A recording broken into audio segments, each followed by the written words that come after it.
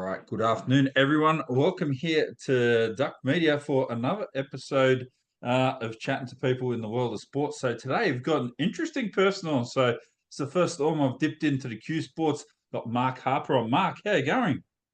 Yeah, good. Thanks, Matt. How you doing, mate? Very good, thank you. So Q Sports, right? Straight off the bat, I'm thinking pool, snooker, all these sorts of things. Is that what we're talking about? Talking Q Sports? Yes, mate. There's a few different variations. You've got 8 ball, 9 ball, 10 ball. You've got snooker. You've got billiards. There's carom, and there's hayball, which is pretty much the one that we're going to be talking about a little bit today. But yeah, all of those encapsulate Q sports, and yeah, pretty much right. Yep. Okay, so what's your background? How did you get involved in Q sports in particular? Like, obviously, did you Oh, develop a love of pool and these things over the years? yeah, look, when we were kids, we had a pool table, and had a bit of a muck around, and always had the friends over and stuff like that, mate. I've never been a genius on the table. I've just always had a passion for the game. Um, and then when we got a little bit older, when I was old enough, joined the RSL and started playing snooker at my local club, which at that stage was Maxwell up on the mid north coast. Yep. So, at Maxville, obviously, is synonymous with Philip Hughes up there in cricket. Um, Yes, mate. what's it like up there in the area? That's effectively a farming community, isn't it? So, Maxville, the Yeah, township itself is pretty small, and then yeah, yeah, farming community yeah. spread out. Yeah, that's right. You've got the whole Nambucca Valley, so you've got Bella Beach, Nambucca, Maxwell, Scott's Head, Newey Creek, Guy. There's all those areas. You've got Barraville. Barraville's actually where Greg Inglis is from. We won't go Yep. into that political debate because he was born in New South Wales, but that's Yeah. okay. Oh, everywhere's Um, Queensland according to Queensland. we're not gonna go there, mate. Nah, it's all. Yeah, no, I don't want to have Maxwell's that argument yet. yeah, Maxwell's a pretty quiet sort of place. Yeah, very pretty good place to grow up. Bit of a country boy. I wasn't born in the country. I was born down in Blacktown. Yeah, But we moved up there when I was about 7. Actually, before I went to Maxwell, we were in Dorrigo. But yeah, Q Sports really started when we were in Maxwell when we got our first pool table. So yeah. yeah, So just talk us through some of the variations between like I'm not massive with understand how pool works, right? But I've never yep, really got into billiards and snooker, not because I don't like it. I've just never really dipped my toe into that pond yet. So yeah, what's the right. big differences with that and billiards Look, and yeah, pool? yeah. Well, with pool, you've obviously got the numbered balls, and you're either bigs or smalls generally. If you play international rules, that's different again. When you break, you can go either ball. It doesn't matter what you think. Just depends on what you see on the table. But snooker has 15 reds, and the colours are yellow, green, brown, blue, pink, black. They have different points values. Highest break in snooker is 147, so 15 reds, 15 blacks, and all the colours. Never had one of those, mate. My highest is 110. Yeah, and then billiards has 3 balls. Probably the most famous person that you may have heard of would have been Walter Lindrum. He would Yeah, have been the best exponent of billiards in the world. In fact, they changed the rules because he was just too good. So, yeah, that pretty much covers those. And as I said, pool has a few different variations. So yeah, that's the difference between them pretty much. And snooker's usually played on a full size table along with billiards. Pool can be on 6 foot, 7 foot, 8 foot, 9 foot tables. They don't normally play pool on a full size 12 foot table. So, yeah. So hmm, I remember many times back in my misspent youth as a late teen, early 20s, going to the pub and that stuff, throwing $1 or $2 or whatever on the pool table, throw the knee up and get the whole colour and money thing going, thinking of Paul Newman or Tom Cruise, who's educating back in the period, and yep. realise you're actually not very good at it. So No, mate. it's hard to Yeah, play good. I'm not that good either, but I've met some amazing human beings. I met a guy named Dave Pearson over in Las Vegas when I was lucky enough to be over there in 2000. And he set the world record for clearing 15 pool tables in the quickest amount of time. I also got to meet a guy named Efren Reyes, who is pretty much one of the best Q Sports players in the history of pool. He was a magician, unbelievable. But look, mate, we've got some very, very good Q Sports players in Australia. Some highly ranked players in the world. As I said, in snooker, we've got Neil Robertson. We've got in pool, we've got Vinny Calabrese, and you've got Justin Sage, some of the bigger names in the game. There's others as well, but we can't Yeah. talk about everyone. But yeah, those boys are very, very good on the table. Yeah. So I remember growing up back in the late 80s and 90s as well, when Wide World Sports was on Saturdays and Sundays every weekend. They used to have play Pop Black and show all that stuff, Eddie Charlton and all these guys. And that did get my interest because it looks like a pretty slick sport. If you're good at the level of professionalism for those good players, it's absolutely amazing. Right? Compared to your everyday hacker that's gonna walk down the pub and pull out a cue and just have a knock around. Yeah, mate, I'm nothing special. As I said, I just like the game, and look, I've been around some amazing players. One of my good mates, Greg Jenkins, he won the junior Pop Black many years ago, and he's played against some of the top players in the game. And as I said, Neil's probably our most decorated snooker player in the last 20 years.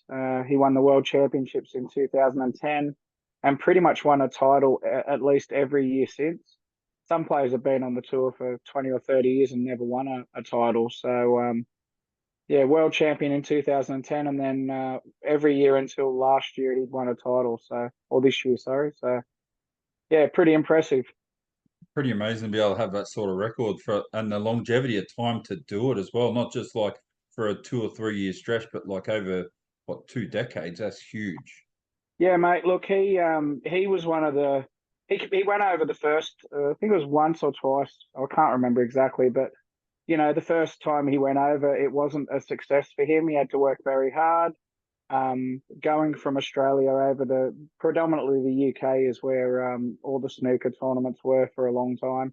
It's changed a little bit now. They're all throughout Europe, and there's also China is massive now with even with snooker and pool.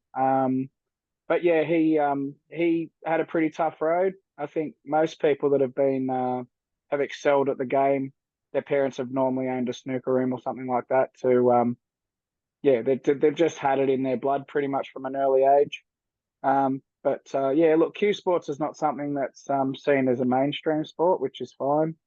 And we've got our rugby league and soccer and AFL and cricket and Yeah. tennis and look, we live in Australia, so we've got good weather. So not a lot of people who want to be indoors playing on a snooker or a pool table, but when they do get in there and they enjoy it and they have a passion for it, then people put a lot of time into the game. So Yeah. Now, hey ball, that's what we're talking about. So you are let's go into a bit more of your background. You have become the Australian team manager for the Australian team for pool and billiards going and snooker or just pool? look, it's the hay ball. Hay ball is pool. Yeah. It's originally known as Chinese 8 ball. It's changed a little bit, and I won't go into all the rules because it's very confusing. But look, hay ball. The hay ball team that I'm actually taking overseas is a disability team. So the event is in Los Angeles.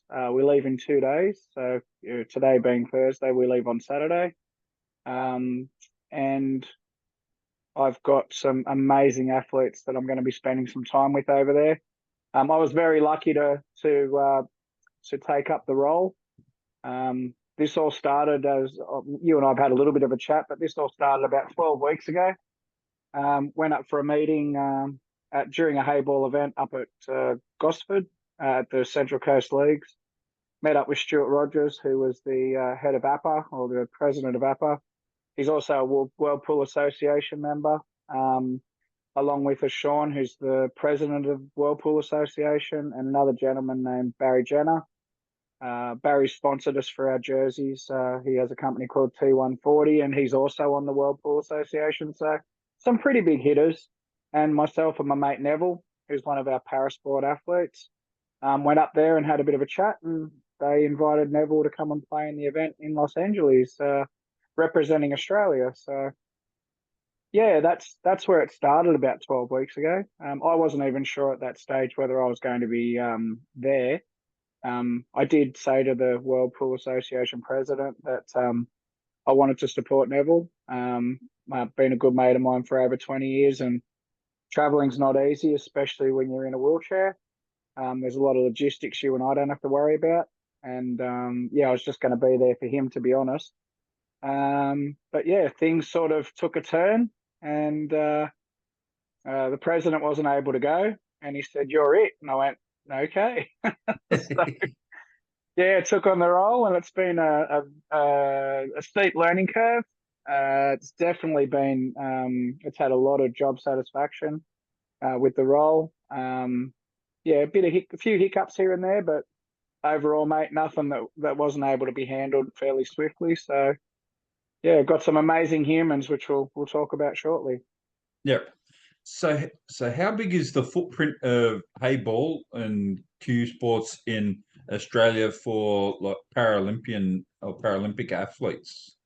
Look, mate, this is the first worldwide event. As I said to you, Stuart being the head of APA, we've spoken about it, and he knows I have a passion for obviously cue sports, disability, juniors, women. Doesn't really matter to me.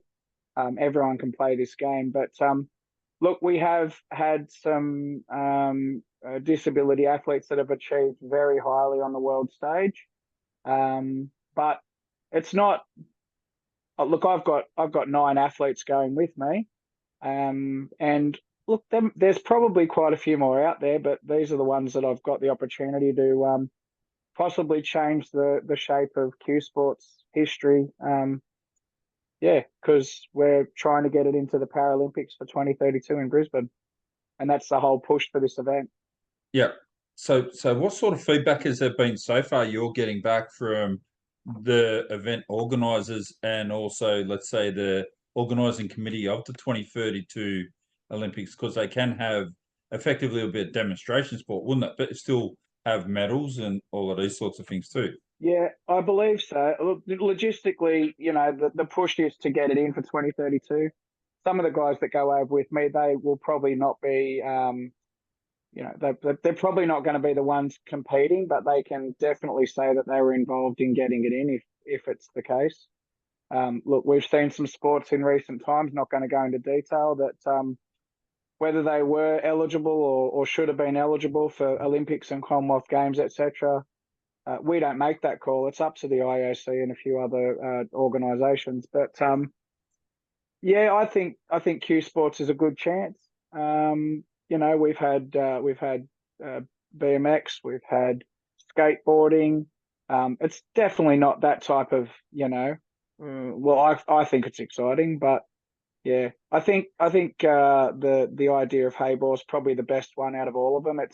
It's pretty much like your 2020 of Q Sports. It's quick, it's exciting. There's time limits on shots and stuff like that. So yeah, there's a lot of different aspects to it that make it pretty yeah, it's a pretty attacking game. So Yeah. So for the entry points to get involved in it, if someone wants to get involved in hayball, how do they go about doing that? you'd probably go to look. You can play any Q sport anywhere. I mean, look, we all know that a lot of the clubs are taking tables out, but there's new places opening. There's some clubs that are amazing. Yeah, Stuart's got Club 9 that's going to open up over at North Strathfield, and it's there are some places that really are trying to support growth in Q sports. So yeah, you can go anywhere really. Hayball is more a higher level competition. So you'd be playing that in your maybe state associations, or you'd be playing that in, league nights and stuff like that. Otherwise, most people just play the normal rules, and then if you live in some other states, you play two shot. And there's. I had this conversation with Luke Boner the other week, and he said every town, every pool table, everyone has different rules. So yeah, I guess Hayball sort of keeps everything pretty much on the same level, pretty much the same as something called international rules, which was the one before Hayball. But yeah, as I said, China's had a big push for that. And yeah, they used to call it Chinese 8 ball. So Yep. So the team of nine that you're taking over to LA, that yep. you're looking forward to go and represent, it's a massive honour. So even though you're the manager, you're still the coordinator. You're part of a team that's representing Australia. It must be a massive honour for you personally, and Oh also the yeah, nine competitors too. mate, absolutely. As I said, when I was asked to take on the role, I didn't hesitate. We're extremely lucky to have the backing of a massive Chinese company that's paying for all athletes from all of the countries participating. They're covering all expenses. Now that's pretty much unheard of in a lot of sports, let alone in a disability capacity. So yeah, the boys are very, very lucky to be supported by someone who's very passionate and trying to get the Q Sports into the games, and someone who's got the money to put it where their mouth is. So yeah, it's Yeah. probably the best way of putting it. Yeah. So when you come back to like an Australian level, local level, um, how how did the people become well known enough to the Australian team or the organisers and yourself that gee, these guys are guys who want to go and take to represent, or guys and girls go and represent Australia? How what is there a qualification period? Not qualification as such. They were required to be part of a league or an active player. Look, we had some amazing athletes that we originally, my friend Neville, who's the parasport consultant for APA, and we were given a brief that basically said we need as many people as we can get, blah blah blah. And so we were asking, some pretty left field people about participating. For example, my brother knows the dude that, and I can't remember his name, sorry, who climbed Everest on his hands. He was wheelbarrowed up to, part of Everest that I would never make. And at one point, we were looking at him. I played pool with a lady or a girl, sorry, who's part of the aerial ski team for the Olympics, who spends half her time over in Europe, poor thing.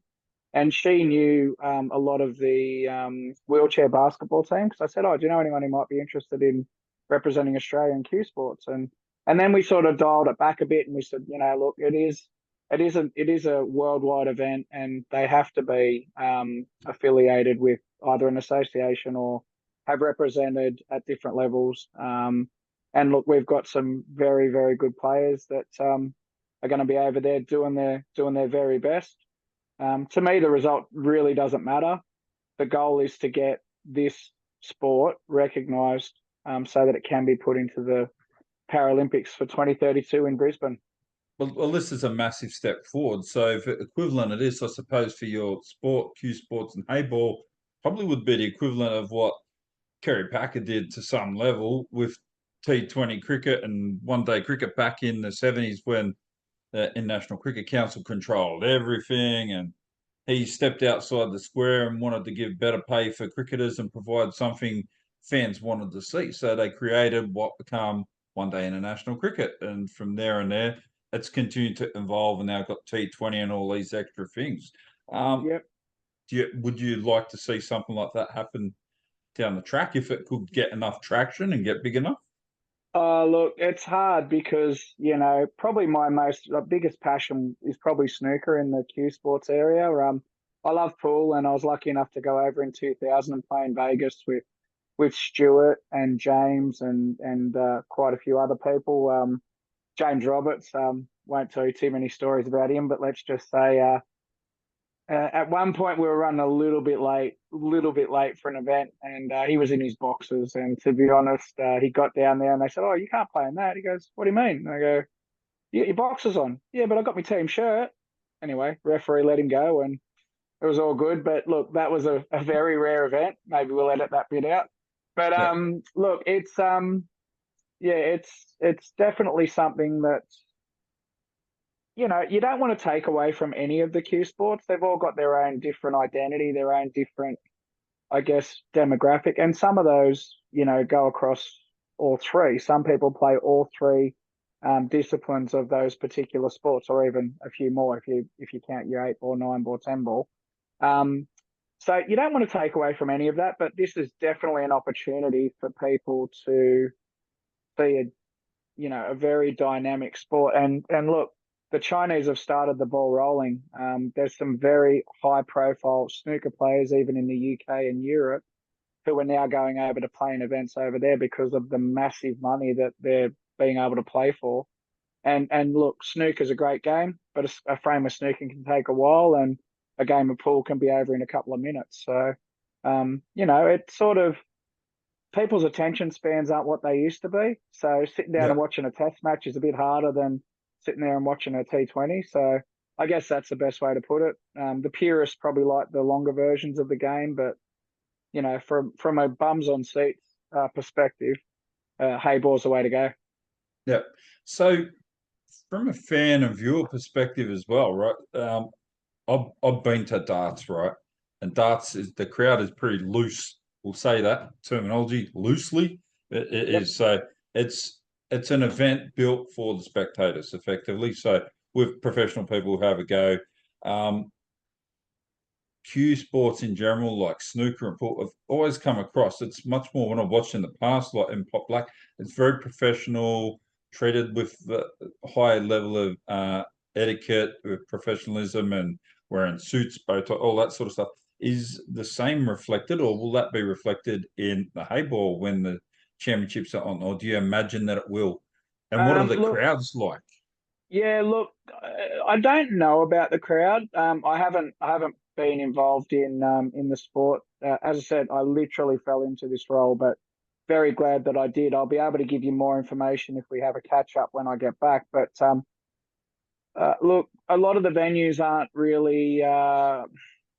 Look, the Commonwealth Games might be different, but a lot of those venues, there's a lot of tables. So, for example, I think we were going to have 48 tables, and due to the short time frame, really 3 months is a pretty short time frame to put this event together, and for us to go from not knowing about it to being on a plane in 2 days.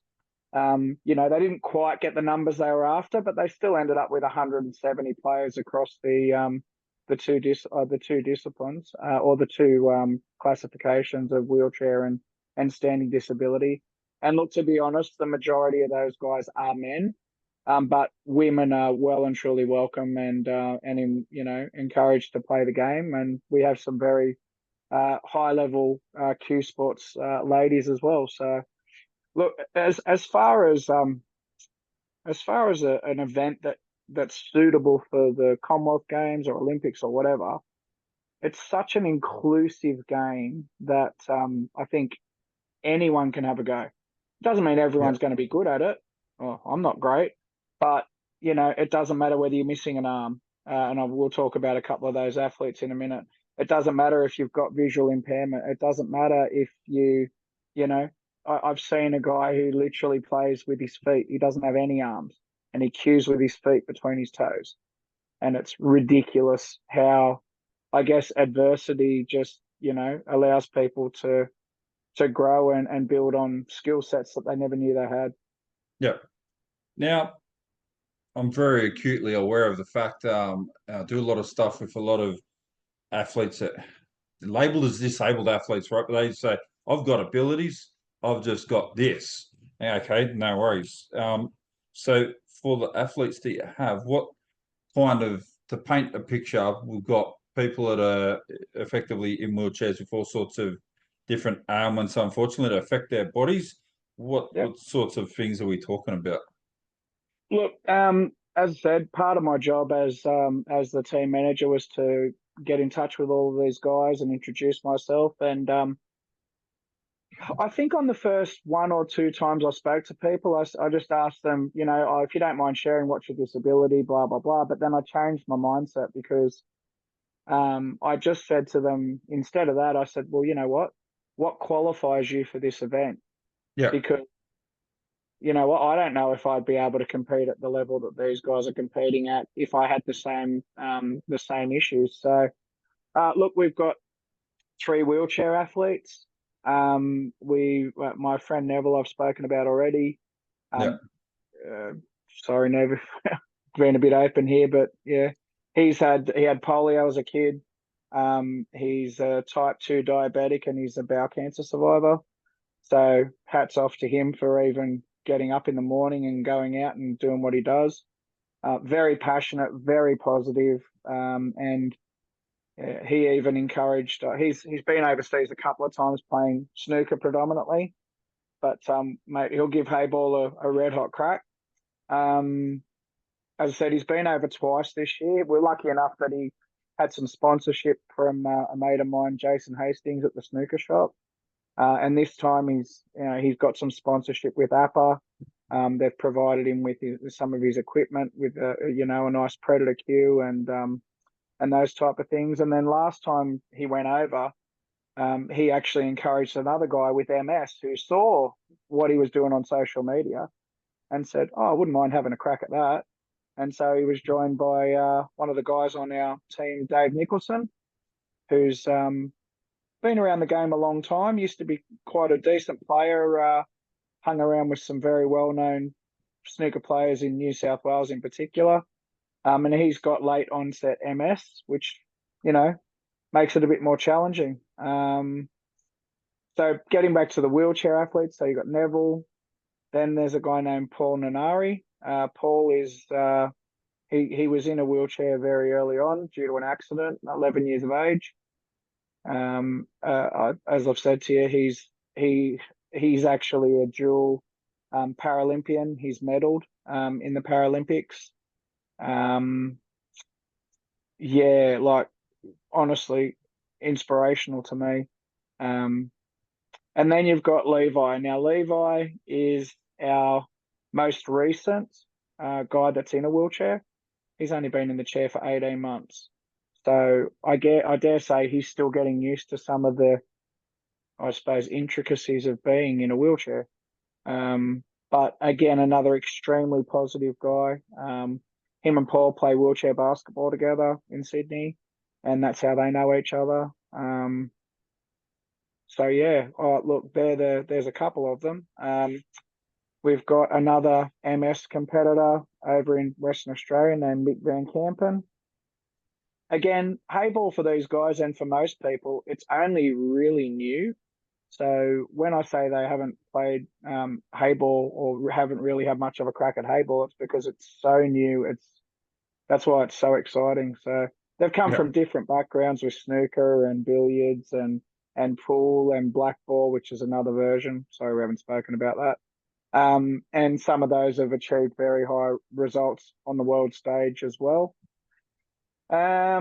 Who else have we got? I don't want to forget anyone, but it's hard sometimes. Got my mate Jeff Middleton, and when I told Yep. him about the event, he jumped at the chance, and so he's coming over with us. He's got some issues with his fingers that allows him to qualify for the event. We've got Aaron Batchelor. He's from Newcastle. Aaron had a brain bleed when he was younger. It wasn't a stroke, but something along those lines. So yeah, mate, we've got some. There's quite a few on that type of I don't know, spectrum, if you call it. Yeah. And then there's me mate who I feel like I've known for a long time, Mr. Ian Scown. He took his hand off in a mincing accident.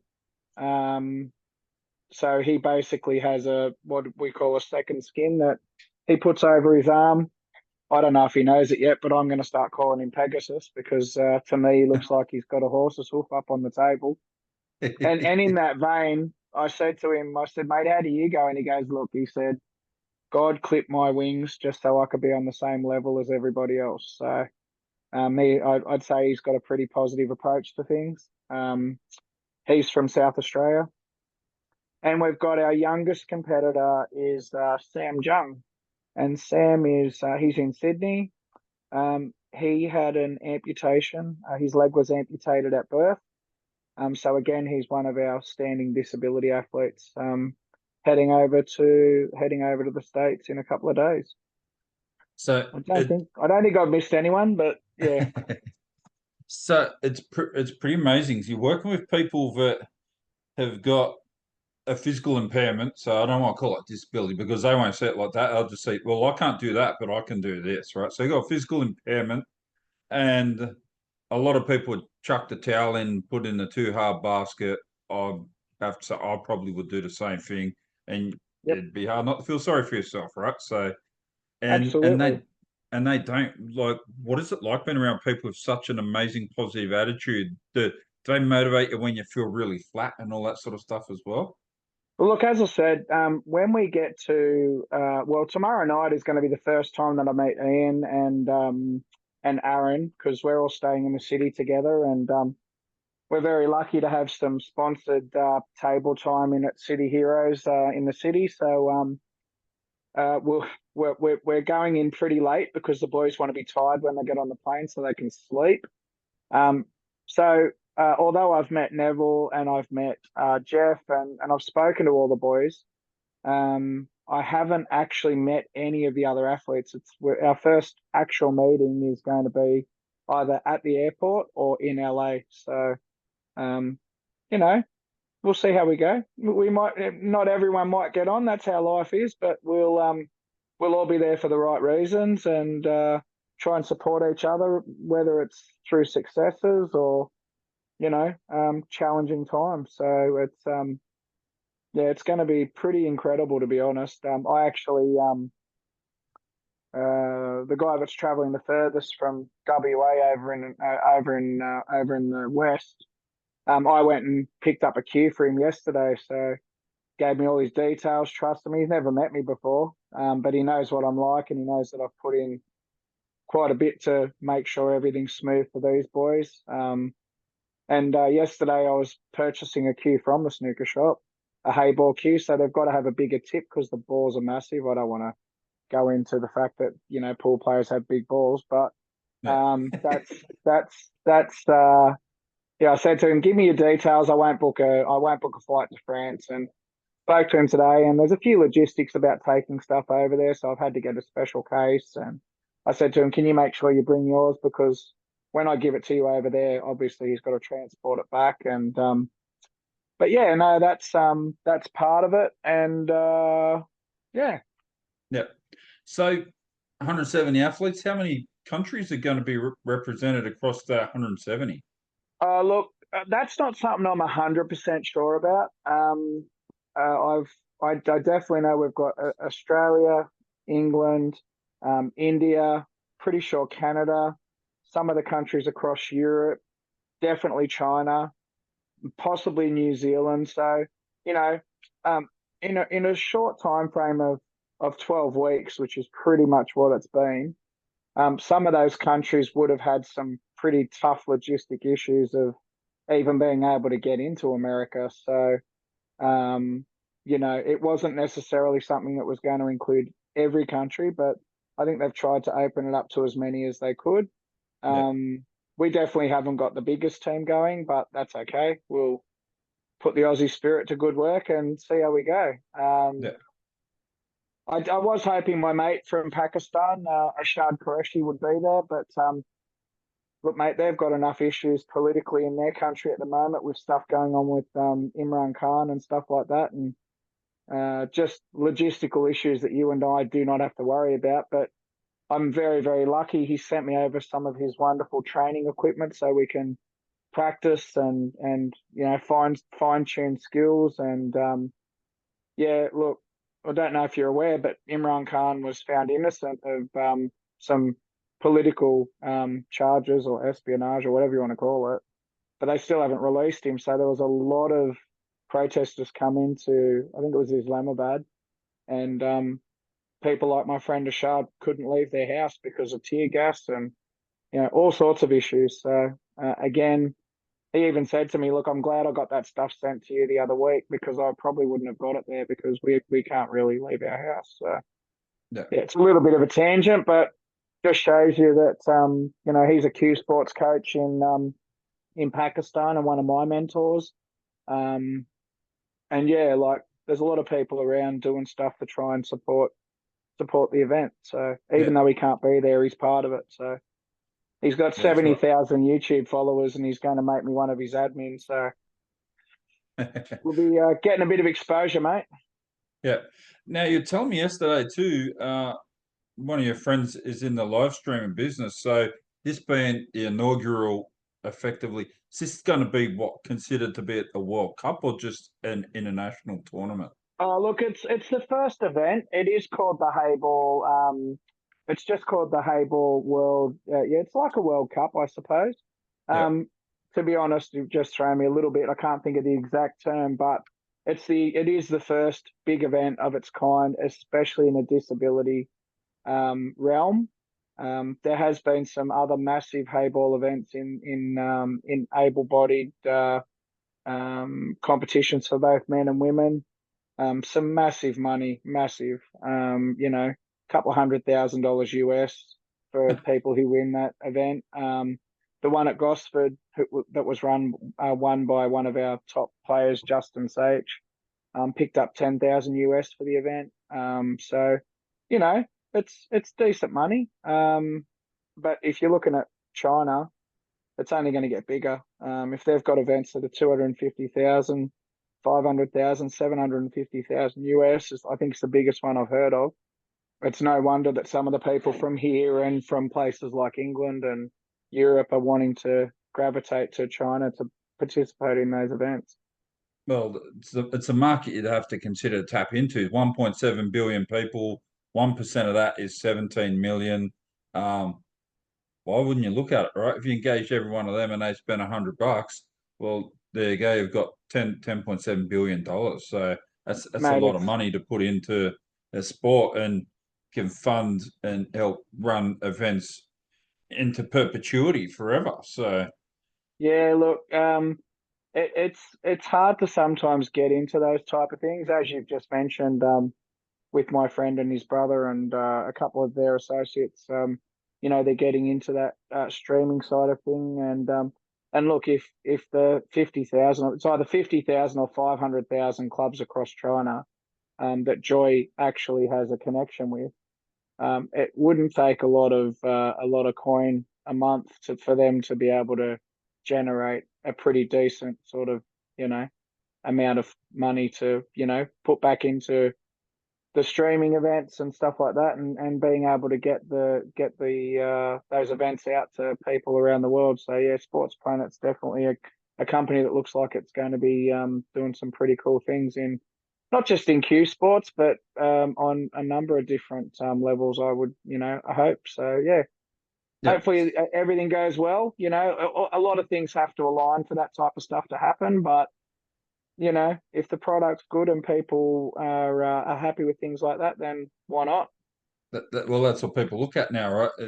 Sport, effectively, it's an entertainment business now. That's how live streaming all comes around. If you've got a good product and people are interested, they'll get subscriptions and sponsorship, and the whole big wheel of commercial world turns and they make money and everyone gets some money out of it. So Well, I the believe money you do some streaming or sports commentating and stuff like that. So I I do, yeah. So I commentate rugby union soccer and rugby league. Write for a couple of magazines as well, and um, always looking interested to try to cover new things, something unique. So this would be something that would definitely interest me. Definitely not any sort of Q sports connoisseur where I could be an expert, but yeah, I'd like to definitely check out the whole world of this and get involved in some way to be interesting. So yeah, look at the moment, I think the only thing you'll see is the event in Gosford was actually just streamed live on Facebook. yeah. And there might have been a little bit of advertising, but if you had your own dedicated streaming channel, then obviously you could have full ownership of exactly what you wanted to do with products and athletes and stories, and just everything would just become pretty seamless, I would assume. Yeah. Oh, yeah.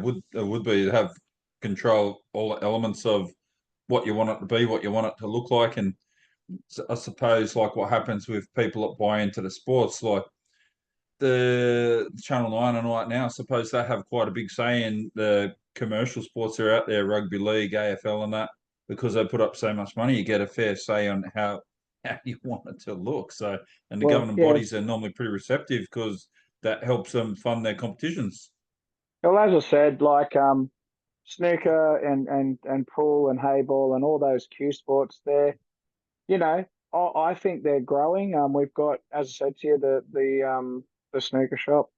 He's started a junior competition, and the last one we had was 16 kids competing at Hornsby RSL, which is an amazing venue.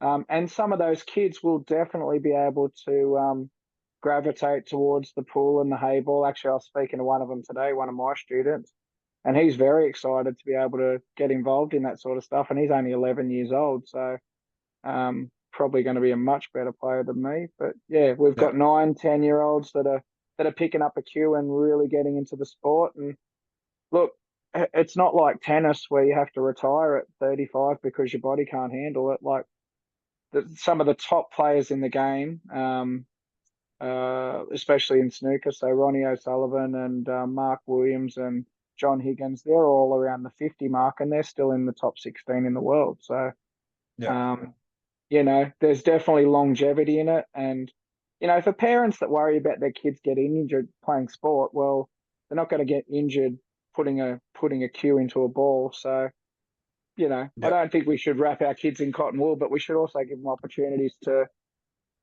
try different things. So yeah, why not cue sports? yeah.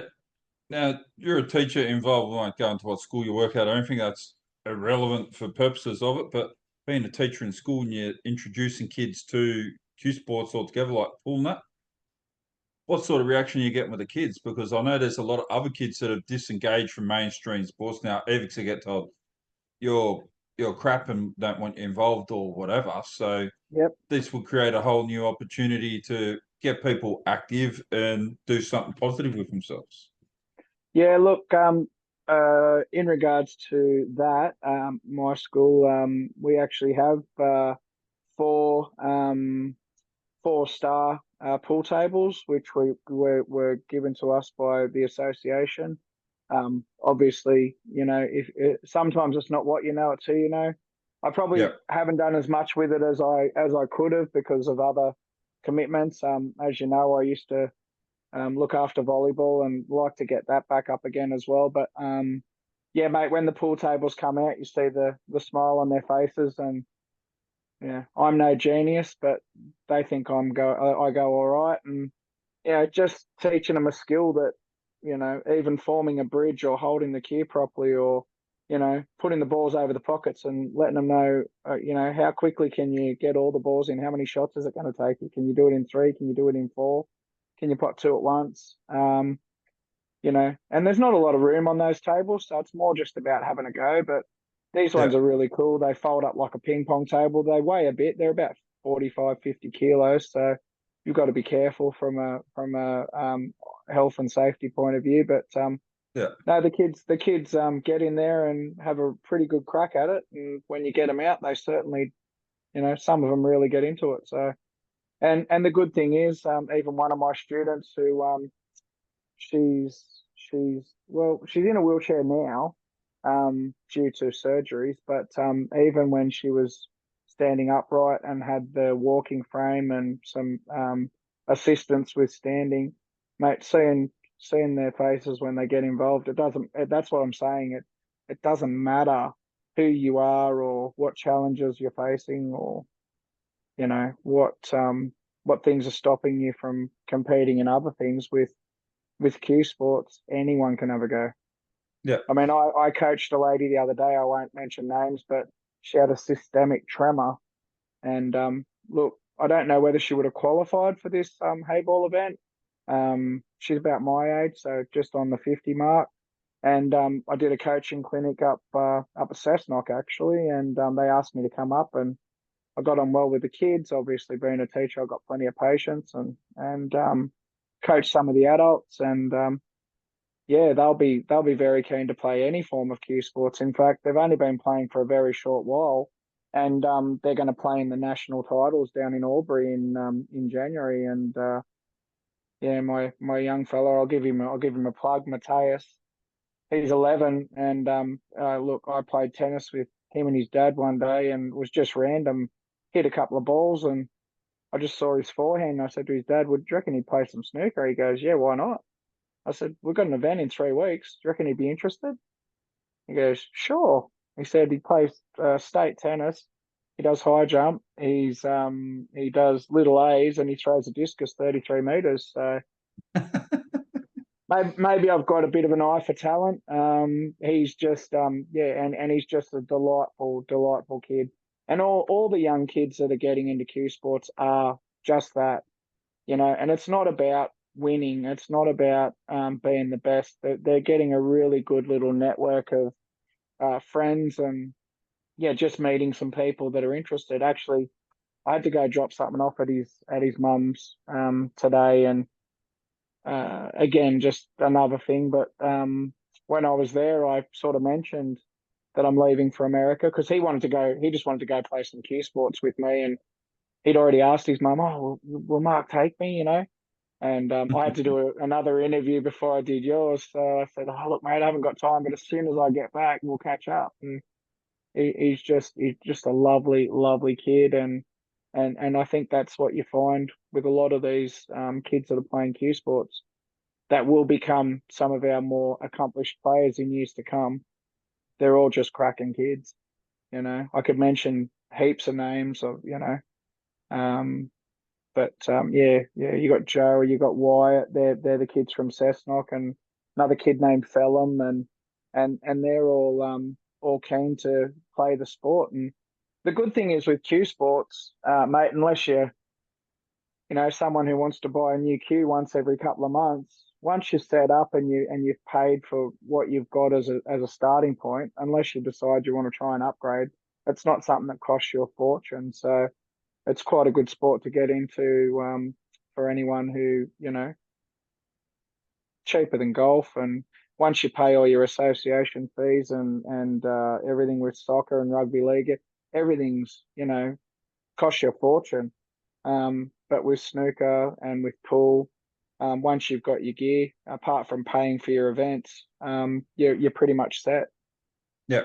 So you were talking about queues yesterday. What's like you're looking at minimum entry level about what 250 to 500? You get a basic queue somewhere around that level.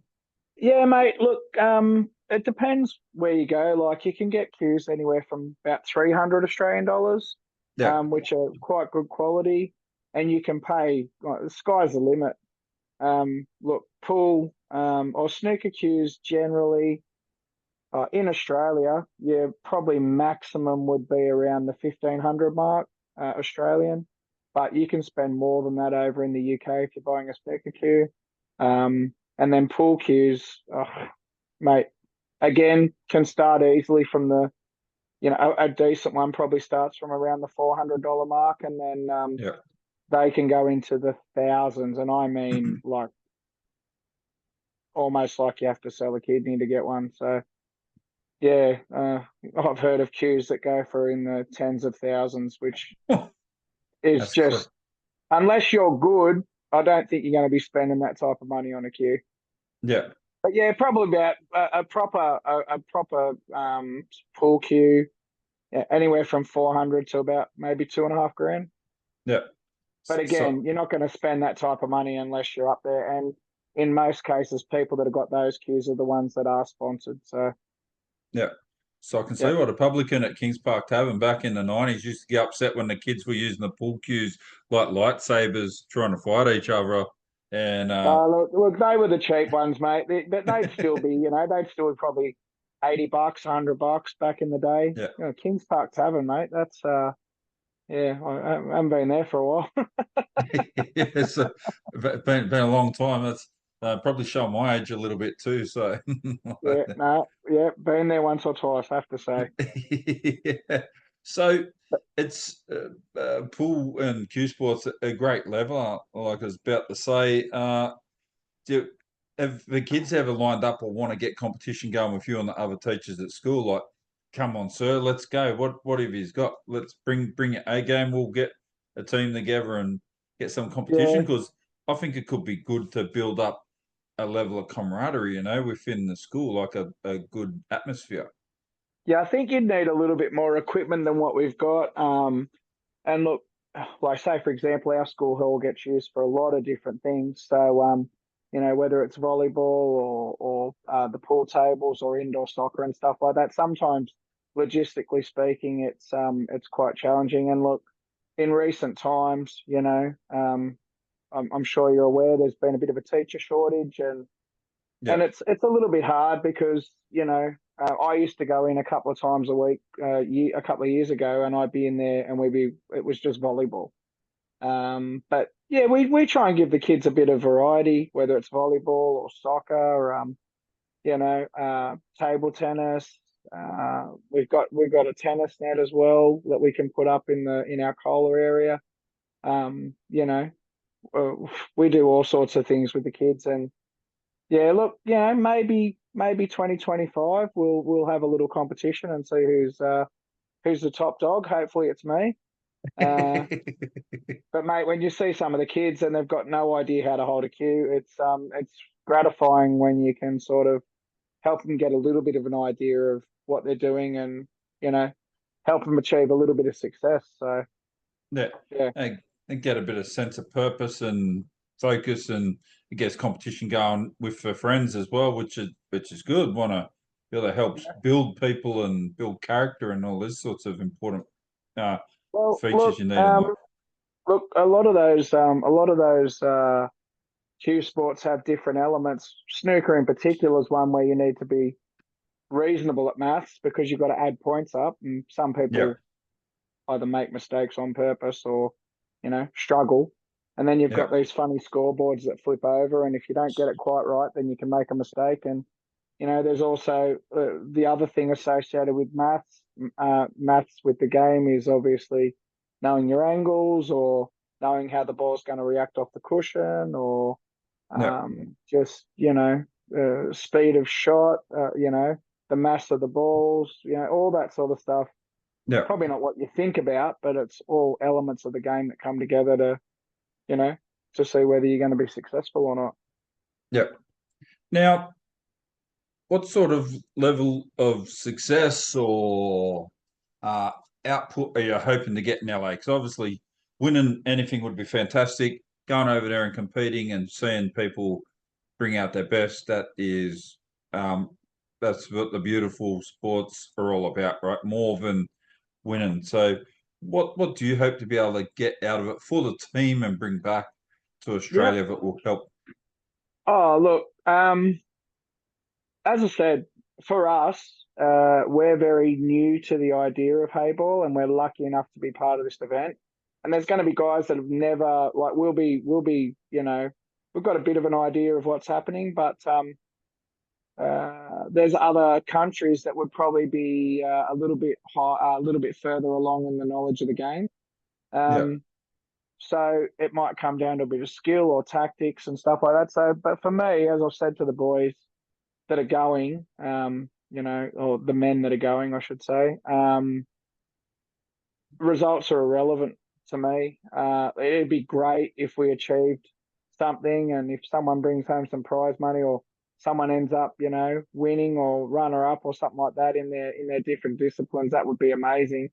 But as I said, our main focus is to represent in a way that reflects the Aussie way, or that ethos that we've always, well, I think we've pretty much had for a very long time, and we're recognised for that in sports in many yeah, areas. So I don't see why this shouldn't be any different.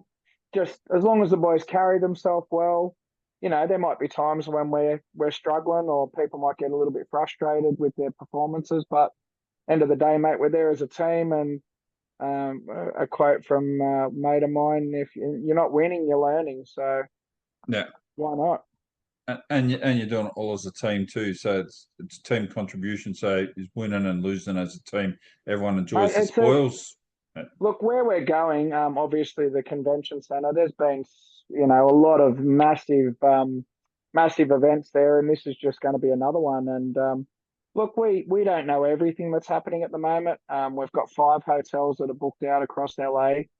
We don't know exactly where we're staying, so once we get there, we'll be ferried off to those hotels. Hopefully, we're at the one right across the road, but if we're not, we're not going to be far away. Um, but yeah, look, there's we've got an opening ceremony, so we'll have that, and that's where we will get to see the people from the other countries. And I don't know, maybe some of the boys will have little koalas they want to hand out to a couple of people. I don't know, might do Yeah. that myself. Um, and then, as I said, the IOC have been invited to come and see the event because if, and I'm assuming they are going to be there, or at least someone as a representative, or who can feed back to them, because it's important to see what type of caliber is involved in the event, and how wide reaching the sport is. I mean, some of those black ball championships that I've told you about, they've been over in Johannesburg and Morocco. So, we're talking about something that reaches around the world. Yeah. And LA's not around the corner, just quietly. That's So if right. anyone from Qantas is listening, nice little upgrade to business class would be amazing, but we'll see what we can do. And look, I've been very lucky, as I told you. There's been a few logistical issues. Um, a lot of the organisation has come from Joy, which we're very, very appreciative of. But then sometimes that gets lost in translation, and a few couple of logistic issues that needed to be sorted. But we're on track, and with the support of APA and the World Pool Association, and oh, look, not only am I using some training devices from Ashard Qureshi or AQ Snooker, but I've also got some wonderful alignment devices from Mark Williams and Lee Walker, Mark Williams Snooker and Lee Walker over in the UK. And shout out to my friend Taylor, who I connected with when Neville was over in the UK, and we brought back some of these amazing devices that really do help with alignment and stuff like that. So, mate, there's things you can do to try and improve your process, but that's what it is. At the end of the day, it's a process. And friend of mine, Greg, he always says you got to concentrate on the process, not the result, because you don't know what's going to happen. You don't know if you're Yeah. going to pot the ball. You don't know if you're going to get position. But did you line it up properly? Did you get through the ball? Were you committed to the shot?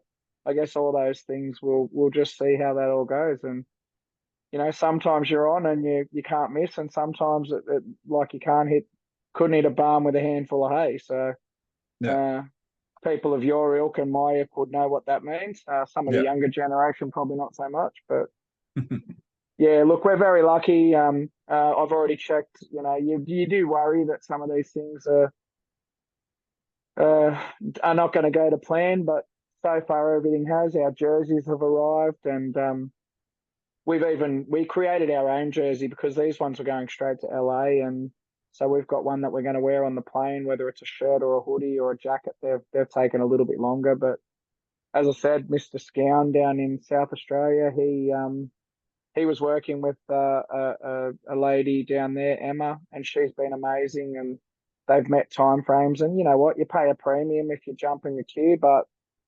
for the money we paid, I think we've got something that's going to look amazing. So be able to show you that when I get back. Yeah. Now, if you could get anything, so like some sort of sponsorship or something like that, what sort of things you're looking for? Either for the event, 'cause it's going to be very short, so it's going to be hard to get that, but retrospectively Yep, moving forward, mate, funding would mate. help. Look, I guess it's like if we could just equate it with, I know this is a bit left field, with say for example medical. All right, so with medical, a lot of the money goes into, and not saying it shouldn't, breast cancer and those type of things. And there's some, yeah, I don't know if this is the right way to put it, but some things like say for example Duchenne syndrome, they're just as needing. And I don't know if you know about Duchenne, but I have a friend who does the Duchenne walk every year, and that's basically works with it is a disease that where boys from a very young age, I don't know if you remember Quinton, who used to be on TV. He always had broken bones and stuff like that.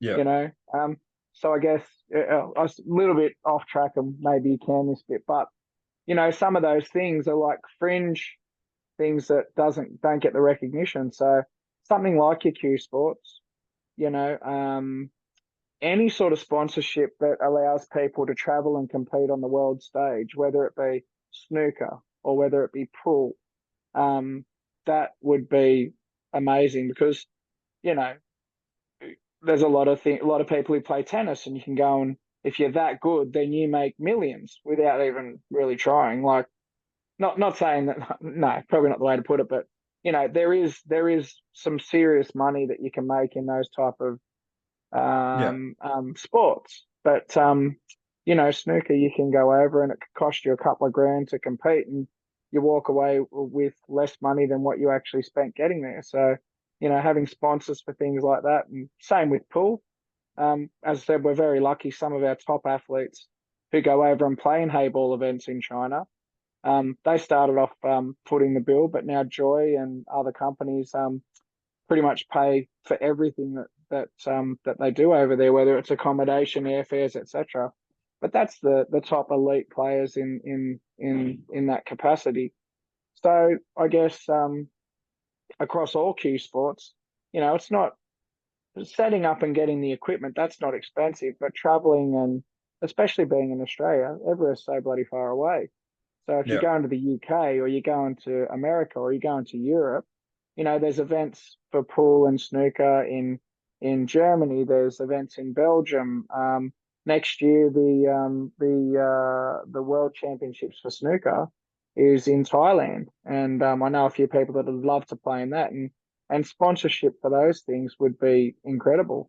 Whether it be lucky enough to get your airfare paid, or a little bit of help with accommodation, or even just some money for people to I don't know, be able to not worry too much about the expense of going. Because look, a lot of the guys that I'm going with overseas, they struggle.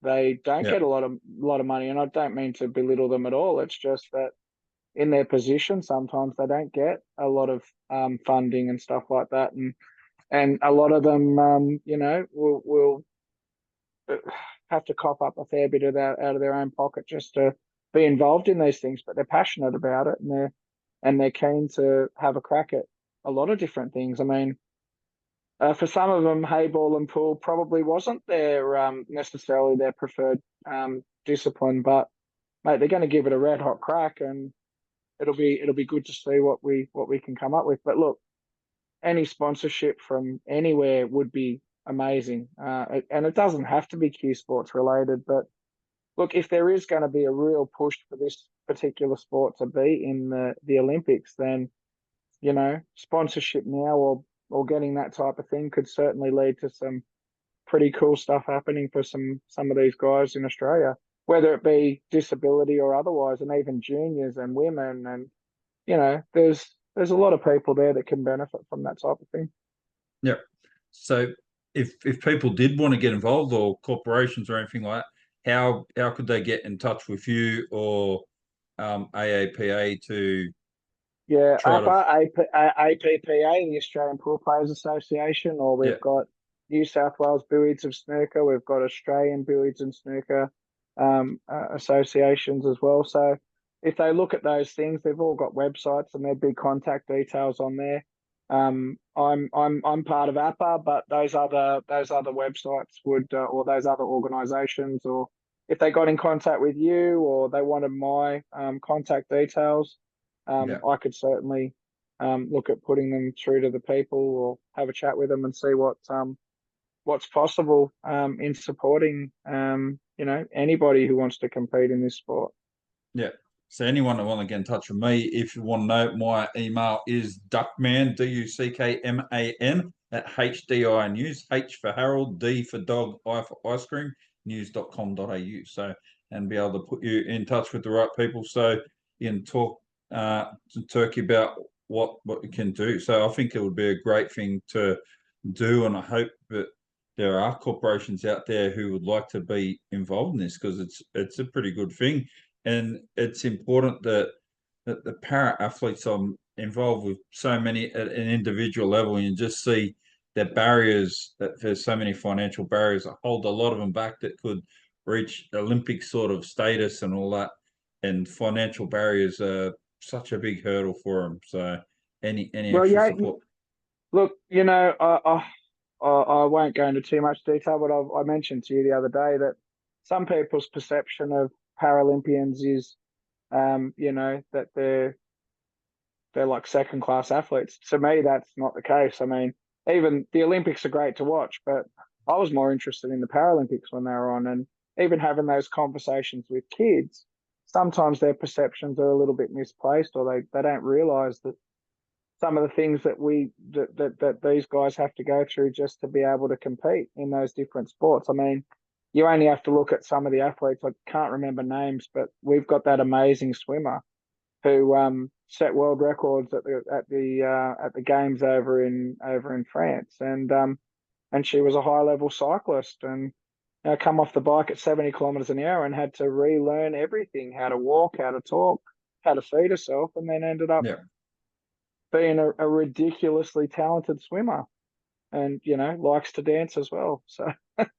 Yes, right, So absolutely. I guess as I said to you before, you know, when we suffer adversity or when people suffer adversity, they can really rise to the challenge. And for all the people that I'm going to be lucky enough to spend time with, and look, it's going to be quick. We leave on Saturday. We're back on some of us on Christmas Eve, some of us just before.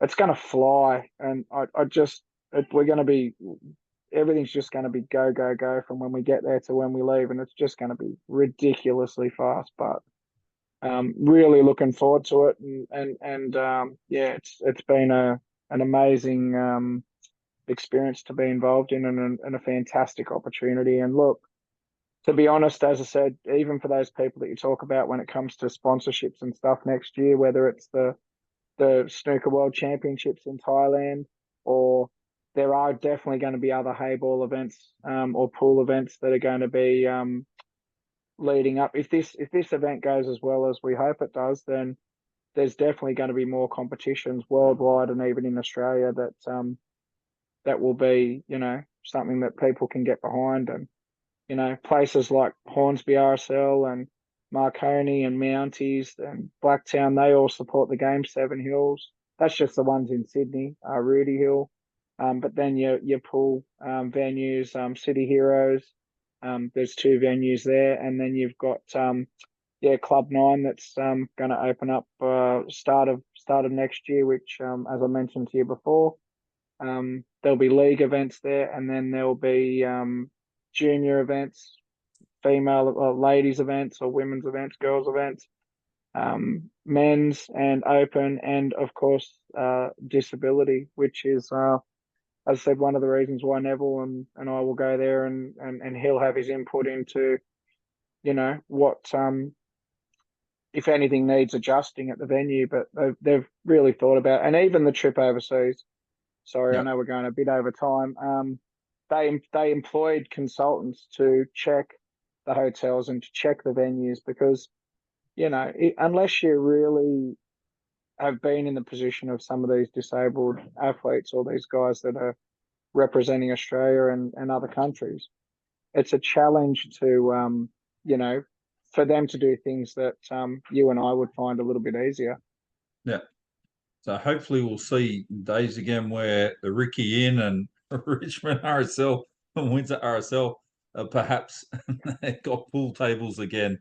So which would Uh, be yeah, a look, positive step we forward. don't look, we all know that clubs like that, and again, look, I can't mention every club known to man. I mean, Yeah. Panthers, they bought tables back, and as I said, and some clubs are being very proactive in getting high quality, equipment. So Yeah. Hornsby, for example, they have a paid system where not everyone agrees with it, but you pay your $2 for 40 minutes or $4 for 40 minutes, whatever it is. But they've Yeah. been able to make that a self-sustainable venue, and they've had the new tables and they've got the new cloth and they've got the equipment, but Yeah. not every club can either afford that, or maybe their member base doesn't want that. But as I said, we're lucky in Australia. Most venues are free. And if we do want to get those more quality conditions, then then maybe it's time that there was a little bit of money, put into it by people that want to use them. And then I guess when you do that, you're also you're probably going to look after the stuff a little bit better if you're paying for it. But yeah, look, that's a discussion for another time. But Yeah. overseas, you don't have free tables. If you want to go play snooker in the UK or Germany or probably even America, it's all paid. Everything's paid. We're lucky in Australia. We have RSLs that do have those as a member service. I mean, I'd like to see them in every club, but unfortunately, there's other things that make the clubs a bit more money, and you know, it's a business, so that's how it goes, I suppose. That's absolutely right. Anyway, Mark, thank you very much for your time. Really appreciate it tonight. Best of luck when you get to LA with the team. I hope you have a fantastic experience, and we'll catch up with you when you get back. I have to sit down and chew the fat with you about everything that's happened, and we'll catch up in Richmond somewhere and have a chat about this again. Anyone that's watching this today, they're going to be able to catch this on Duckman TV on YouTube later, and also will be a podcast and go on to Pulse FM as well in the next couple of weeks. I'll try to get it on tonight if I can get it Yep. edited in time. And once again, thank you very much for your time. Really appreciate it. No worries, mate. Appreciate your time, and thanks for giving me the opportunity to let you know a little bit about the event.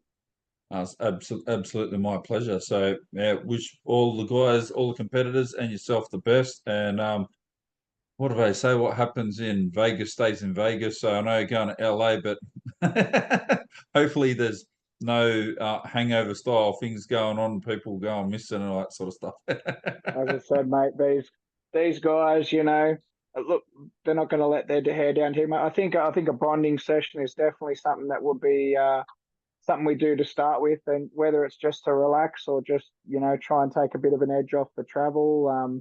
Yep. But yeah, look, the guys know they're there to do a job, so we're not going to have anyone going too crazy. It will be. Yep.